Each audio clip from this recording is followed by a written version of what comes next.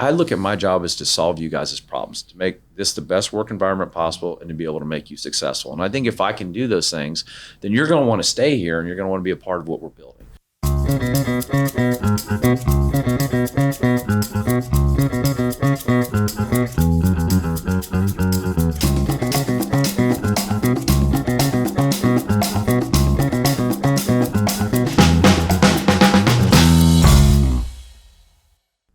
Gary, thank you for being here. Appreciate you taking the time to share your story with us today.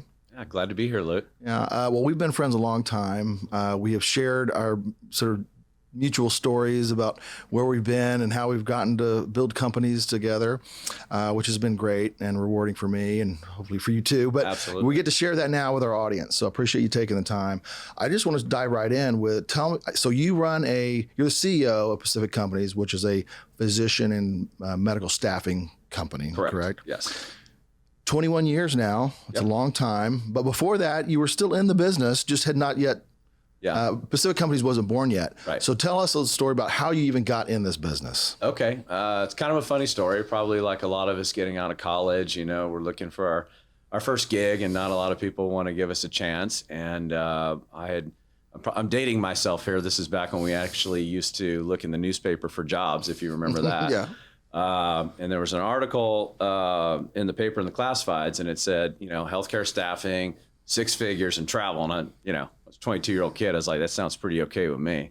So of course I sent my resume in, and it was crickets, right? Because I had no experience. So me just being the aggressive guy I am, I put on a nice suit. I showed up to their office, and I essentially cold called them. And HR came out, and they were like, we normally don't hire people without sales experience, but the fact that you just cold called us, we really like your assertiveness. And the CEO came out and he liked me. And so that's kind of how I got into the business. Wow, that's a great story. Yeah. Well, you don't hear that as much anymore. I mean, knocking on doors, cold calling people, what was done in the sort of the early days, even in my career. Yeah. So people just typically don't do that anymore. But it does sort of, I think, indicate that you had a sort of predisposition for putting yourself out there. That's right. Probably taking some leadership and responsibility and trying to earn a right to get an opportunity at a company like that. Yeah. So how was your success there at that business? So you got hired on. What was that like? Yeah, listen, I came in there, and this particular company at the time was a sink or swim model. It was the old school sales model. You came in, and honestly, I remember the first couple of weeks being in there, and it was just smile and dial. You were rising and grinding, getting on the phones. And so I did that. I always had a really good work ethic. And I remember the first couple of weeks, I was like, wow, this is crazy. But, I remember looking around and I saw people wearing nice suits, driving nice cars, buying homes. And I was like, listen, if they can do it, I can do it. And so, I just literally, I was there from 7 to 7. I worked my butt off. And a lot of people, I think I started off in a training class of 30 people. And I think I was the only one left after like 6 months. Wow. And so it was tough. And a lot of people just didn't have that. But I had the mindset and I remember having this conversation with myself. You took this job for a reason. You thought you could be successful at it. So be successful at it. And so what I did is I just did good old fashioned work. I got on the phones and I just made things happen. And next thing you know, I was one of the most successful people there. I mean, one of the, again, just going back to that mindset I think an entrepreneur has is I remember I was calling through these books because this is before, applicant tracking systems or Salesforce, all the nice tools that we have now. We had these call books, and it was literally like you would write in the book and write your notes there. And the salesperson before you probably wrote some crazy notes and you'd read it and laugh. And so I remember thinking, I was like, man, this doesn't work. And my executive vice president at the time was traveling in his territory all the time in California.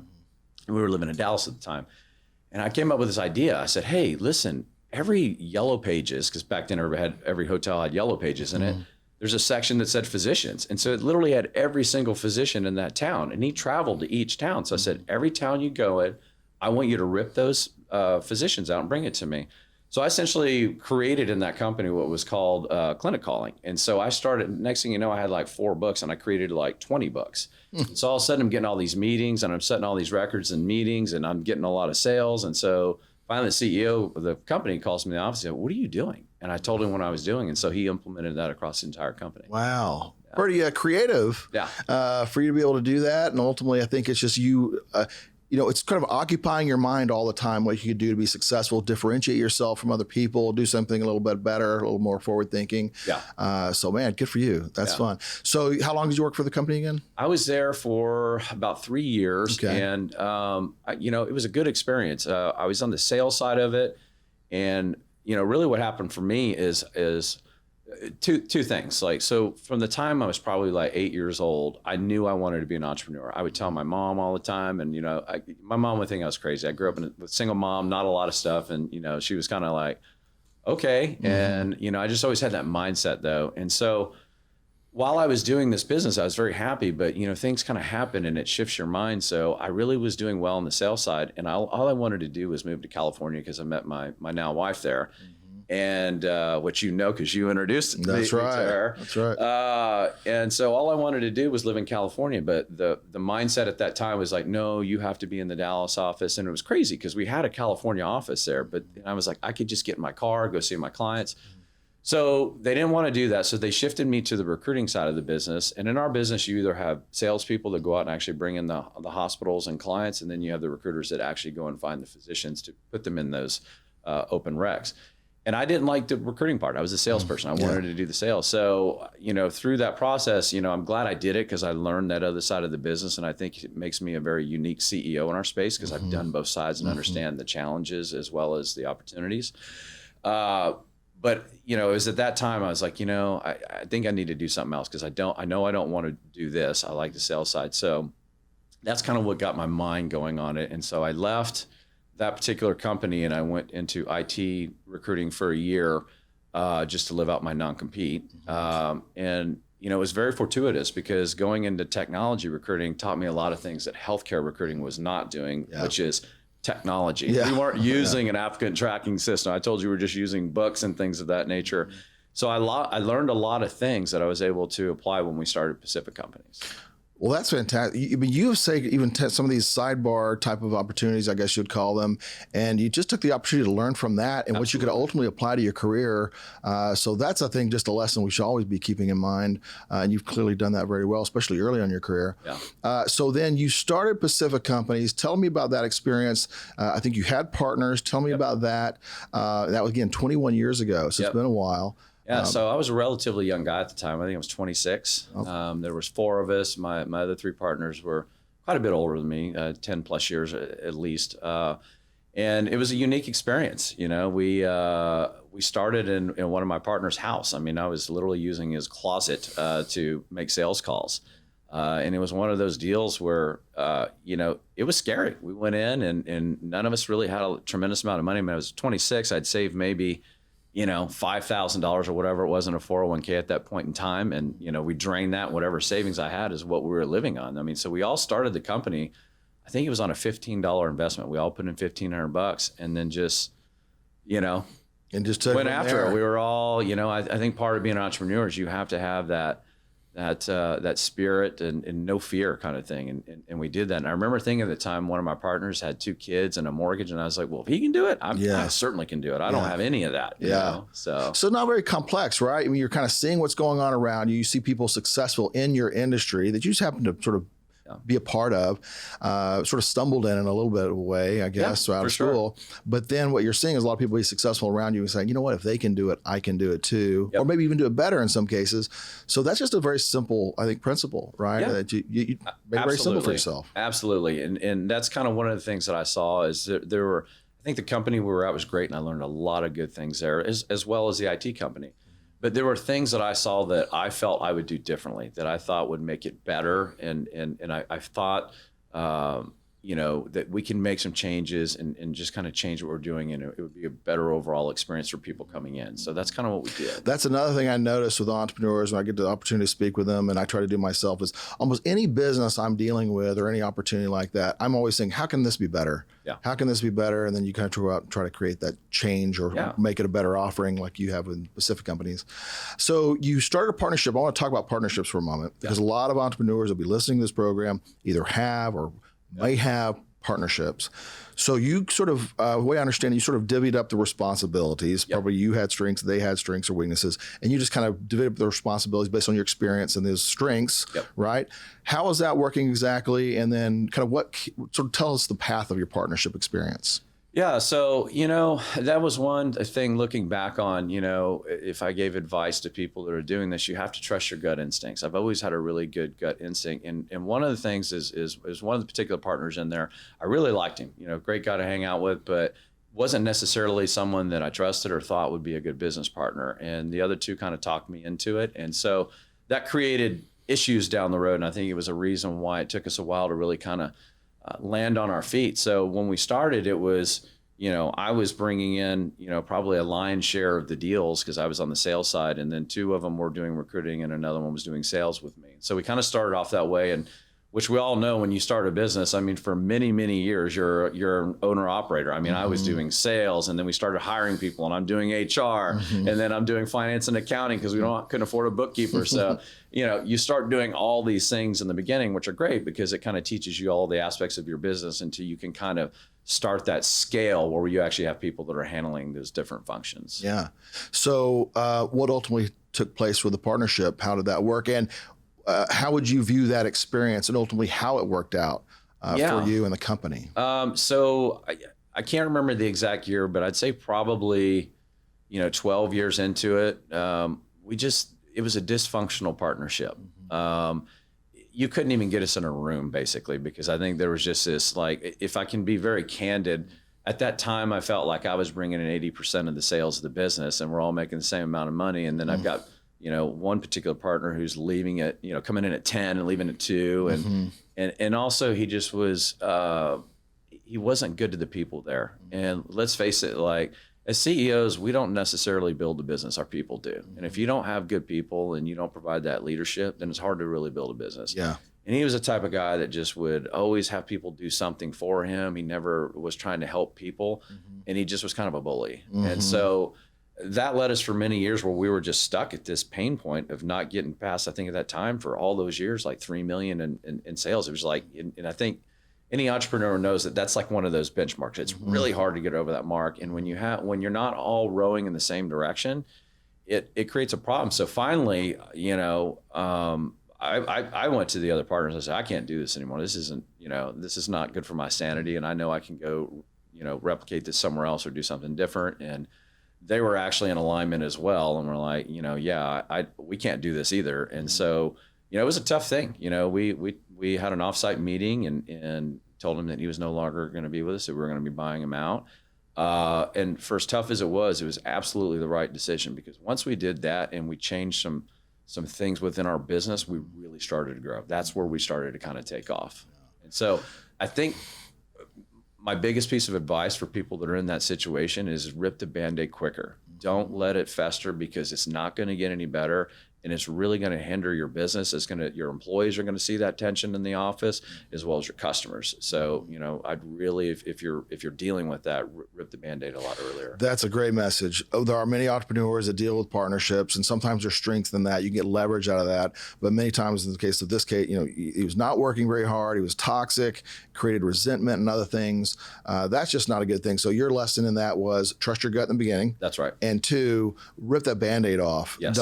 It's not going to get any easier. So don't let this take up another year, 2, 5 years of your life or longer. Yeah. Right? And it's a lifelong lesson, not only from a partner, because, we've all seen that with maybe employees that we really like, but we're having a lot of issues and we liked him. And so we didn't pull that Band-Aid quick enough, and it created a lot of problems within the business. So it's kind of a universal thing. Yeah, that's right. Well, it sounds like that was also it sounds like kind of an experience where you really stepped in because it was necessity to become a leader. Yes. So you were the one to go to your other partners and said, I'm done with this. You were a leader because partly you were a performer. Yeah. Number one, you're operator, you're a performer, high performer. Right. And so I'm sure that brought you a lot of credibility, right? But then you stepped in and said, we've got to make some tough decisions. Yes. And that's sort of sometimes the difficult part of being the leader is that you've got to make very tough, sometimes, there's just very difficult decisions. So in this case, that was one of them. So was that kind of maybe your first experience or for the next level for you in terms of not only owning a company, operating a company, but being a leader within that company? Absolutely. And I think my partners feel the same way. like I said, it totally changed the outlook of our business. If we wouldn't have done that, we would have went nowhere. And it's a very big lesson for someone who wants to be an entrepreneur. You have to be okay with making tough decisions, because at that time we were a lot smaller, and as to where we are today, I make tough decisions every day. They're not just once in a while. They're very often, and you have to be very comfortable making those. And not everybody can. Not everybody has the stomach for that. That's right. That's been my experience as well. Does it get easier? No, it does not get easier. I actually would argue that as you grow and scale, you add more complexity to your business, and it gets more challenging. Where it's easier is you've dealt with it for so many times, you know how to do it. But again, not everybody has the stomach for dealing with that. It could create anxiety if you're not someone who's just comfortable living in that space. And I think that that's why a lot of businesses fail within 2 years. I mean, what's the statistic? I think it's 80% of businesses fail in 2 years. And I think it's because a lot of those issues right there, that they just can't deal with them. Right. So let's talk about the growth. From there, you dealt with a very difficult topic that other people might see in their own experiences. So now you're kind of coming, even not necessarily the CEO title, but you're becoming the de facto leader within the company. And you're going to set yourself up for growth, because you've obviously enjoyed, since you've been CEO, I think it's well over 30% in average annual growth. This year, I think you explained you're going to experience 60% growth. Right. So that is a strong, continuous, and consistent growth rate that allowed you to obviously be in a great position today. But from that, I'd like to understand your thoughts around team building and people, processes and systems, even sort of we'll like to weave in there a little bit about technology, whether you use it for your business internally or how you might use it to market and promote your business. So let's start with teams. How do you think about people, teams? What kind of characteristics are you looking for when you're bringing people onto your business? Yeah, so this is something we identified, a long time ago. So I'm gonna back up a little bit before I answer that. So once that big change was made, I remember having a conversation with one of my buddies that was running, I think it was over $100 million company at the time. And he's, I told him kind of where I was at, kind of moving into that new role. And it needed to be done, because we were at that point where we were scaling, but it was kind of a captainless ship, right? Because we were all focused on the same things, and we needed someone who was going to be at the top, who could steer us in the right direction. So I talked to my partners, and I say, listen, I talked to one of my friends who's running a very successful company, and he recommended that I get into a peer group. So the first peer group I got into was called Vistage, which a lot of people probably know about. And it was very beneficial for me, because I was around, I think 8 other CEOs of companies that had a lot more experience than me. And they brought a lot of things to the table. One of the biggest pivotal things in our company was a book called Traction that I learned through Vistage, and we changed our structure. So the reason why I bring that up is because your question was about building teams. So prior to that moment, I don't think we were very good about hiring and building teams, because we were so focused on just going out and getting sales that we were so busy, being an accountant, being a salesperson, being a CEO, that the hiring process would be just like, yep, just bring them in. Let's see if they sink or swim. And let me tell all of you out there, do not do that. That is the worst thing you can do. It creates more work for you. So what I learned through Traction is you have to build a culture. And then once you identify what your culture is, that's how you identify what you're looking for in a team. Right. And I'll be very honest with you. I'm a very, we've talked a little bit today. I told you, I'm just one of those, I get stuff done. I don't need to be told. I'm very self-motivated. But not everybody's that way on a team. Some people need that motivation, and sometimes you got to find the people that fit within those values that you're looking for. So I would say at that time, I was not a very culture or values type person. I kind of thought it was kind of mushy and, just being very honest. And I had to learn through Traction that it very is important. And now, what was that? Probably 8, 9 years ago, whatever it was.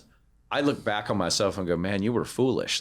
It is super important. And so coming back to your original question about team is now I can tell you exactly what that is, and it's what our values are. We look for people with attitude, positive can-do attitude. We don't want to be around Dougie Downer all day. We look for people that have a sense of urgency. As we say, procrastination in our business model is an ugly word. We look for people that are team-focused, because teamwork is, I think, essential into building a great company. Accountability, which is probably the biggest one. We need people that are accountable. No drama is the other one. If you're not happy what you're doing, then go find what you're meant to do. Don't sit here and make everybody else miserable. Right. And then the final one is another really important, and I don't think you can teach this, and I really look for this in anybody we hire, and that's drive.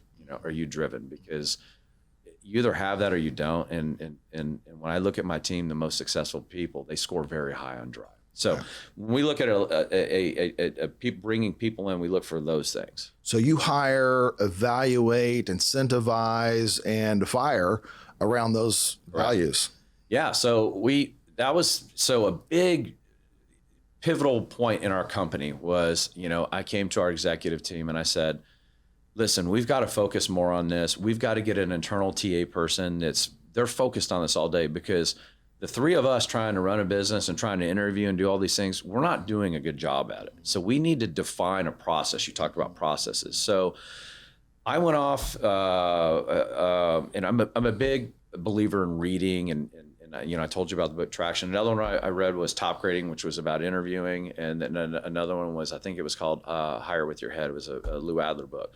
In both of them, we really took and the first thing we did is we went out and hired a TA person. And we brought him in, and then we had him put all these structures. We came up with a very defined interview process, what questions we were going to ask. And then we added in testing. We used the predictive index, which is kind of like a DISC or behavioral. And then the other one that's been very key for us is it's Asher. It's called the APQ. And what that is a sales assessment. It measures how good someone will be in sales. And so what we identified after we put that in is that all of our top performers are like at 85% or higher on that test. We do have a few outliers, and we've learned what to identify there. But by just putting in some of those processes within an interviewing context, we're able to weed out people that we knew would not be a good fit with our organization. And so that was a pivotal point in our growth. And now we've got 2 people in that department. And, for the size of our company, it's a lot of people. Most people that, have 60, 70 employees might not even have one person. Yeah. But I am a big believer in it. You have to have someone who's focused on your talent, because at the end of the day, you cannot grow a company without talent. Yeah. And so you want someone focused on talent. Well, thank you for that, because I think it helps us understand, again, how you hire people, how you build teams, how you think about building teams, and the qualities and characteristics you're looking for, as well as the process. Let's talk about the processes and systems and for just a moment, because Traction, so the subtitle of that book is Entrepreneurial Operating System. Right. So you told me one time to read the book. We were trading ideas as usual. I think it was like a year later, and I kind of came back with some questions and ideas, and you go, have you read that book? And I was like, no, I got to it yet. So I finally read the book, and when I read it, I thought, probably very similar. It was kind of an aha moment for me. For sure. It was very much practical. And you could it wasn't sort of theoretical. Yep. It was like, do these things. And by the way, though I told everybody else here, is that for lack of a better way to do it, we're going to follow it to the T. And then I encourage them not only read the book, I would say this to the audience as well, but to study it. I have a digital version. I have hard copies. Anybody that comes into this company, potential hire or to join the business, they're going to understand, they're going to see this book, and I'm encouraging them not only read it, but study it. I have an audio, so sometimes I want to listen to a chapter again. I'm at the running or gym or doing something like that. I can put that in and just listen to these concepts, get reminders, get sharper, and try to be I try to consider our executive leadership team to be consultants on this. If you dropped into another company, can you consult them on how to be successful and run an operating system like this?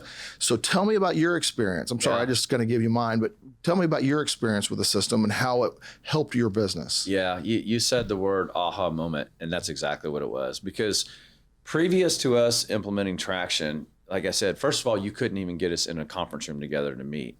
You cannot run a company if there's not accountability, and you're having weekly accountability meetings and having the weekly to-do items that Traction and Encourage and the rocks, the quarterly rocks. Mm-hmm. And so the other thing that we were not really good at then was process. And so, I'll tell you this, probably another key thing that Traction taught us. So we actually had a consultant come in, and we sat down and we met about this, and then the board, they had voted for me to be what's called the visionary, and then the second component is the integrator. And at the time, they wanted me to do both. And the consultant was like, I don't think you should do that. You have to have one person that's accountable for each one. And so I really thought about it and just had an honest conversation with myself. Process and all that super buttoned up stuff is not my strength. My strength is more culture, vision, strategy, all that stuff. And so our current COO is fantastic at it. And so what we learned is him and I probably didn't get into a room too much together back in those days. And now we are in each other's office every day. And it's like a perfect yin and a yang. And so he's done a fantastic job of going throughout the organization. As well as I'll come in with an initiative, say like TA or bringing in a marketing team and what my vision is. And then he lays it down to make sure that it's systematized, has a process.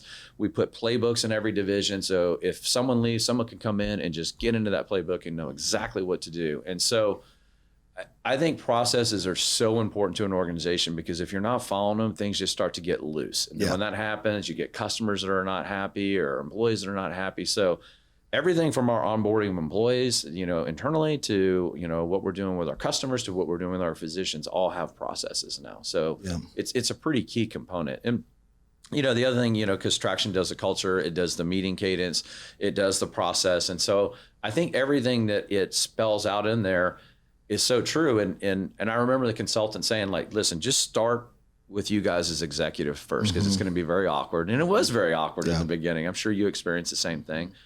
But now, all these years later, I mean, literally, we do not have a department within our company, rather it be admin, marketing, sales, recruiting, executive team, VPs. Everybody has a level 10 meeting every week. And I think there's a reason why we went from really just staying in a $3 million company for $12 million or 12 years to now growing at 32% a year. And one of the big reasons is because of Traction and the things that we put into place and follow.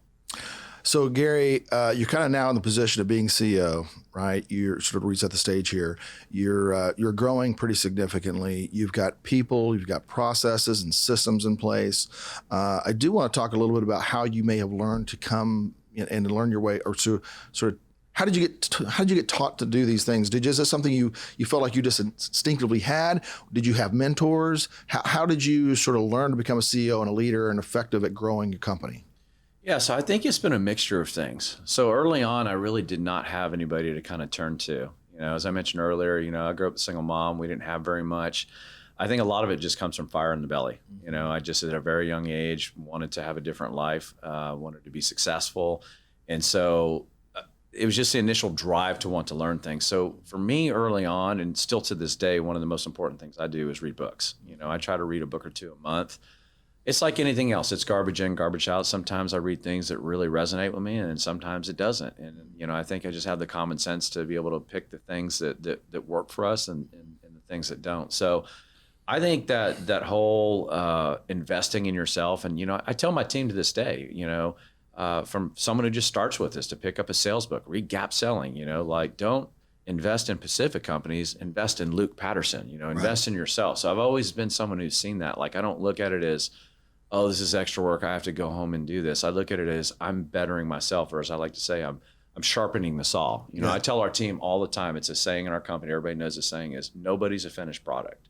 Nobody. And so I think the minute you start to think that you know everything, you're going to go in a different direction. So the other component for me is, along the way, is just having other friends like yourself and others that are running businesses, and having those conversations like we have over the years. And when I have an issue or a problem, and talking to friends about that. And then the third thing that I joined several years ago is YPO. And that's been pretty instrumental as well, because once a month I sit with my team, with 8 others, and that are very successful CEOs, and we talk about our businesses and talk about our challenges and talk about our opportunities, and it's very helpful. It's like having your own board of directors. But honestly, the biggest thing for me was just reading, and then just trusting your gut instinct. And then listen, the other way we all learn is we're going to make mistakes. I've made plenty of mistakes over the years, and you learn from those mistakes, and you hopefully don't make them again, and you become a better CEO and a better leader. A theme that I hear from you, I do hear that from others, in terms of particularly very successful CEOs, lifelong learners. They continually like to learn, especially within their industry or respective industry. They like to be students of that industry. They want to be the best at understanding their industry and the dynamics. The other thing is, just according to the entrepreneurial spirit, I think it's really just for a function of identifying problems and working to overcome them. finding solutions for them Yes. so that you can apply them to a company and become successful because of it. Yeah. So I hear that a lot. And whether you do it, it sounds like through maybe a mentorship or through early on, you just picked up books and read on topics and had some common sense and wherewithal to figure out what worked for you and what didn't, as well as just colleagues and friendships and anybody you know, just being resourceful to how to find potential solutions to solve these problems is really kind of the crux of the whole thing, right? In terms of becoming a successful CEO. And that's what helps you become a leader, because people are going to look to Gary, probably largely, to set the stage, set the vision for Pacific companies, where it's going. And they know problems are going to come up, bumps are going to, life is bumpy, and how are we going to overcome them? And they're looking to you to do that. That's a lot of responsibility. I think one thing you said there is a lot of people like to identify the problem, but they don't like to identify the solution. It's like part of traction, IDS, identify, discuss, solve the problem. And so I think that's paramount too, is what is the solution to the problem? And so I learned that at a very young age is anybody can, like I said, come to you with a problem. It's what are you thinking about? It's that analogy I had earlier, like these phone books are dead. I'm not getting anywhere with it. So that's when I came up with a phone book. So I think it's very important to come up with creative solutions like that. But then the other thing is not necessarily someone who, like is a CEO or something like that. Sometimes I'll go to someone who's brand new within our organization to get a completely different viewpoint. Maybe they came from somewhere else that's completely outside of staffing, and I'll ask them, well, what do you think about this? And sometimes I get something that's very unique and something that I have not thought about before. And so I don't just necessarily look to one place. I look to a lot of different places for resources. Well, that's also something I find very unique about successful CEOs. I find some of them feel like what means to be a leader or CEO is that you have to have all the answers, right? Because if you don't, then you'll be seen as weak or ineffective or really not up for the job. But I think what you're saying, which I think a lot of people should be saying as CEOs, is I don't have all the answers, but I know people that do.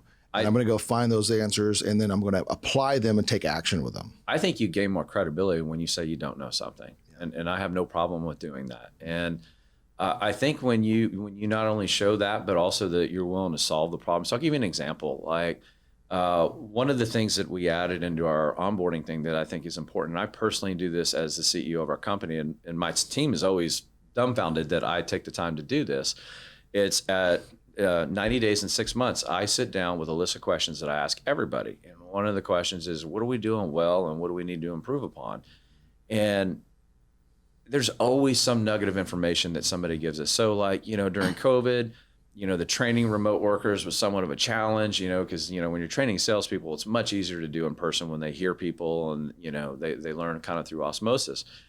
And so one of the things that came up is that, maybe we should look into some sort of digital strategy. So right away, I looked into that, and we ended up finding an online learning platform that now that we've implemented. And the feedback was from my team, in particular, the person who said it was just like, wow, I can't believe you listened to me and then you did that. And I go, well, that's why I do these. I don't do these to hear myself talk. I want to learn something because like I said, I know we as a company are not a finished product.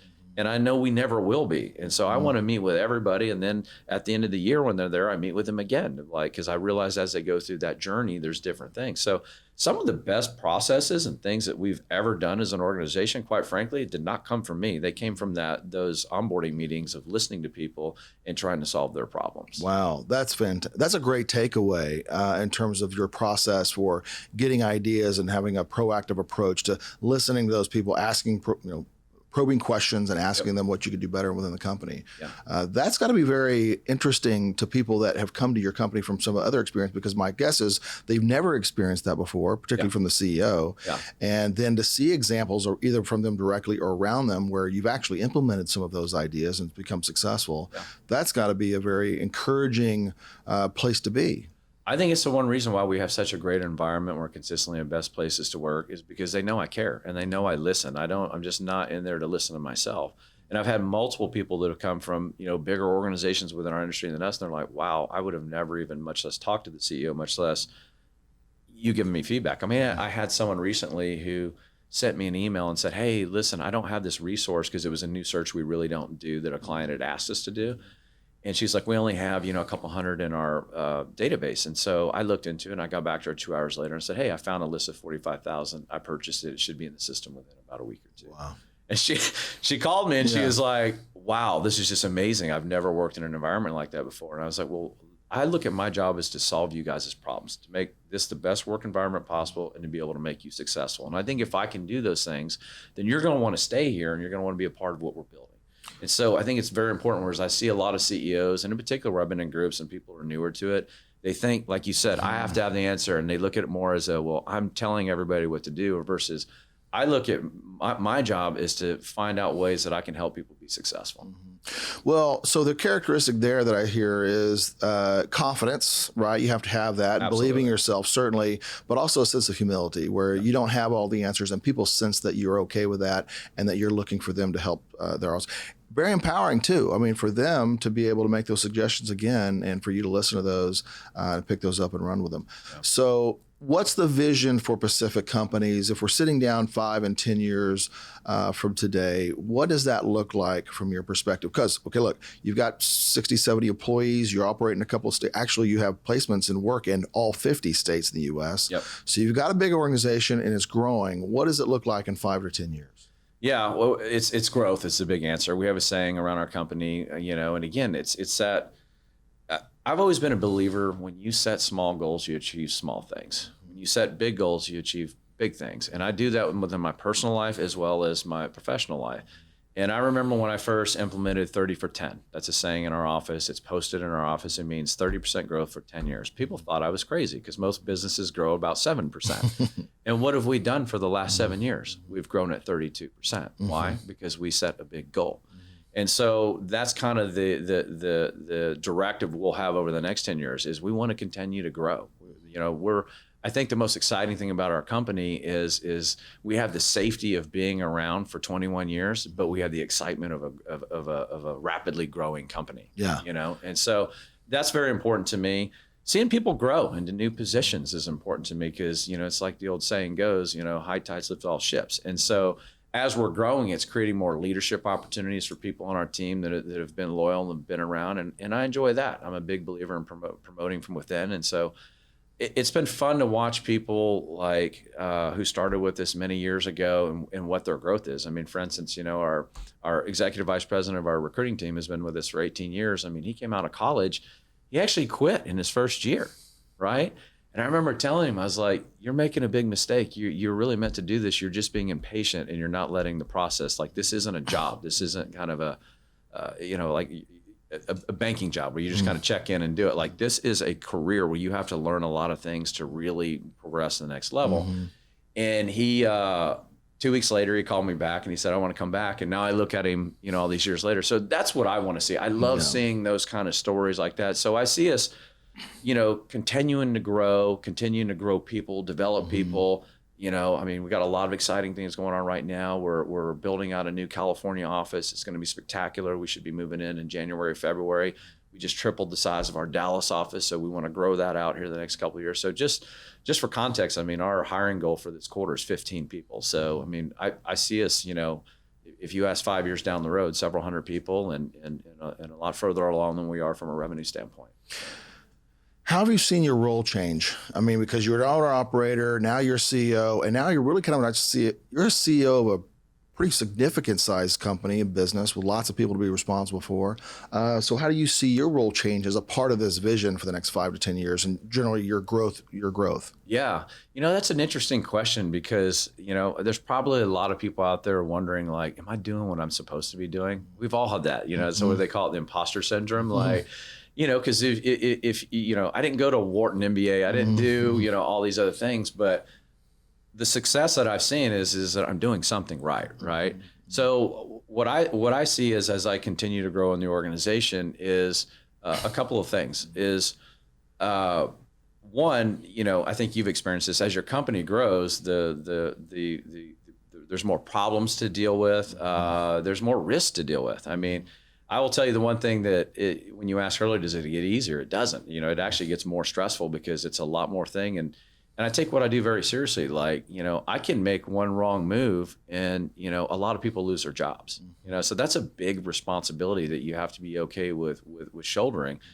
But also on the other side of that, and I've always been a half full kind of guy, like I always see the positive things is, well, what if we get to this and I provide this many people with great opportunities? And so that's what really drives me. So I see it like, now we've been developing more of our executive vice presidents that do some of the more day-to-day, and I see my role is helping them and developing them to develop their teams, but also continuing to grow our culture, continuing to grow our brand, being that brand ambassador, and just overall making, Pacific Companies a fantastic place to work. I mean, that's the most important thing, because I think if you do that, you're going to do really well. The second component of that is, I think in our business, like, if you look at it as if we're just a recruiting company, I think you're going to fail. We have to look at it as we're a professional development company, meaning if we develop our staff the right way, they're going to take care of the clients in the right way, and we're going to continue to grow. So where our big emphasis is right now is training and development, and making sure we have people in those roles, is developing that online platform. So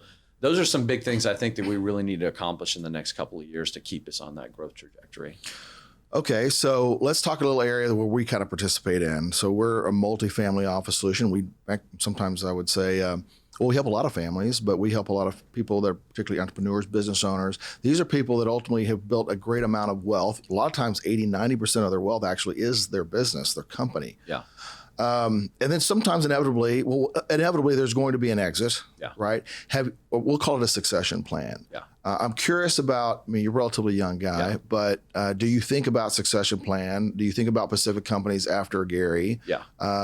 What do you sort of want that legacy to be? And then what does that look like for you in terms of thinking about, selling the business, selling it internally? Do you have any thoughts around that and what that looks like for you all? Yeah, I've definitely, you have to think about those things, because if you don't think 5 years in advance of that, you're going to fail on that plan. And I've learned that through being in my business groups and stuff like that. You definitely have to have a plan in place. Fortunately for me, I'm still relatively young at 47, and I'm not the type of guy who could just go and play golf every day. Like, I like what I'm doing. And so I don't see myself exiting anytime soon. I would call it 10 plus years down the road. But nonetheless, you have to think about it. I think the things that would be important for me is I want to make sure that whoever does take the reins after I leave can take it further than I did. But more importantly, I don't want someone coming in. You hear all these horror stories of people that have sold to private equity or something, and then they come in and then they're cutting like commissions and they're cutting benefits and they're doing all these things to roll it up in a couple of years and sell it.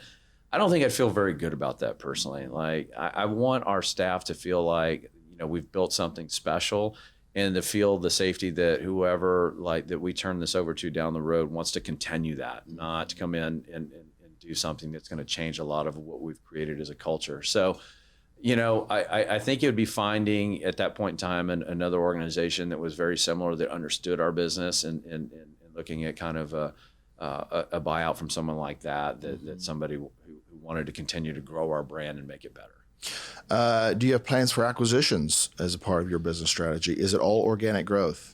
So far it's been all organic growth, and we are 100% privately held. We've never taken on investments or anything like that. So I'm very proud of that. It's for the entrepreneurs listening out there. There's pluses and minuses to it. The minus is could we have grown faster if we would have taken on private equity money? Probably. But I think we would have lost a lot of control on the vision of what we were trying to do and making it the company that we wanted to. So that wasn't as important to me. And I believed enough in myself to know that we would get to that, $100 million mark with its staffing, which is considered upper echelon. So in the staffing business, only 5% of staffing companies get to that, we'll call it 25 million or above mark. And only 1% get to over 1 million. And there's a few unicorns are billion. 1% over one or 100 million? 100 million. And there's a few that are unicorn status that are in that billion. And so I easily think that, within the next couple of years, we're going to cross that top 1%. So I'm very proud of what our team's done, because it's a big accomplishment, and, all the credits to all of our team and what we've done.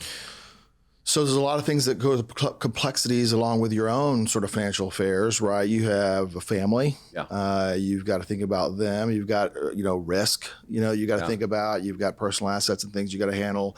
You got to think about your own, taxes. As a business owner. I mean, I'm sure we talk about that. I feel like I talk about that more than I want to. Yeah. And so there's lots of things that I think entrepreneurs seem to have to be dealing with, juggling at any one time. sometimes they'll have different people in different places to help them with, here's your insurance needs, risk needs, here's your estate planning, and but then here's your investments and taxes. But they're really not really well coordinated. How do you handle that? You're busy. My guess is, like a lot of us, you're running a business, you come home, you want to spend time with your family. That's right. So how do you kind of juggle all of that, or to put that in a position where it's most optimal for you, for not only today, but what you're trying to create for yourself, which is some sort of financial independence, where you get to do what Gary wants to do for the rest of your life?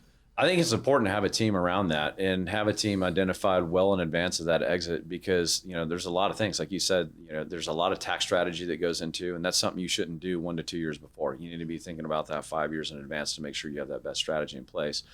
Secondly, listen, I'm not a financial person, I know how to drive a business and make money, but that's not my expertise. And I've always been a believer, if you want to keep yourself safe, you should have it with someone who that's their expertise every day. It's just like, I'm not going to go defend myself in a court case, right? I'm not an attorney. I could probably read about it and know a little bit about it. So I think it's important that you have a team not only that knows what they're doing, but that you trust. That has a track record of trust. Because, let's face it. How many times have you heard stories of someone who's exited business and they've overspent, or they haven't, they've invested in some crazy thing that was from their friend of a friend. And, so I think it's important that you have a good company that represents you and has your best interests at heart. And because, again, I think it's a fear all of us entrepreneurs have, to work your entire life to get to a certain point, and then a bad move happens and you're back to square one. It's a very scary thing. And so I think it's very important to have a very solid team around you to make sure that you don't fall into that trap. Yeah. Well, Gary, I want to thank you for your time today. Very insightful. So many good things I think you left us with takeaways in terms of starting a company, things you had to overcome, probably early doubt and fear, to believing in yourself more and more, laying out big goals, accomplishing those goals, building confidence with the people that work at Pacific companies and that work with you to build this vision. And it's sort of the things that I think you're taking to the company to a new and bigger and brighter future. So congratulations on all your success as a friend. And I'm always rooting for you, of course. And I'm glad to see that you're doing so well, and continued success to you and your family. Well, I appreciate you having me today. And on behalf of all my team, this is for all of you guys, because, we've built an amazing company, and the best is still yet to come. So I appreciate it. Great. Good message. Thank you, Gary.